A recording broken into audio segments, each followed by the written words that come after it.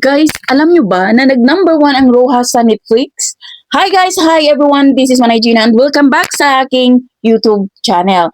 So guys, another mini vlog for today's video at ang ating pag-uusapan ay walang iba kung hindi si Donnie Pangilinan, Kylie Chari at Maymay Intrata. Kasi nga guys, nag-number one sa Netflix ang Roja. At syempre patuloy nating susuportahan, patuloy nating papanoorin at aabangan ang bawat karakter nila ni Kyle, Donnie at ni Maymay. Kasi parang nakakaintriga yung kung paano yung action na role ni Maymay dito. Pero may nasabi si Ujidia sa kanyang showbiz updates na itong si Donnie at saka si Kyle is pina-workshop kay Coco Martin at saka kay Jake Cuenca. Kasi parang nakukulangan daw ang director sa kanilang actingan sa action.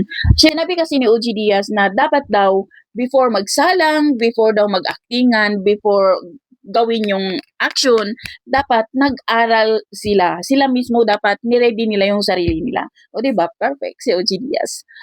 So guys, kaya pina-workshop sila kay Coco Martin at saka kay Jake Cuenca. At grabe no, nakakabilib din itong si Coco kahit na sobrang busy pero binigyan pa din niya ng time na maturuan sa tamang pagkasasiguro ng baril or tamang paghawak, 'di ba?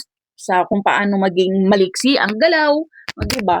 So, ayun nga, nag-number one nga sila sa Netflix. So, aabangan pa natin ang kanilang Serena Roja. So, yun lang guys. Thank you for watching. Bye. God bless everyone.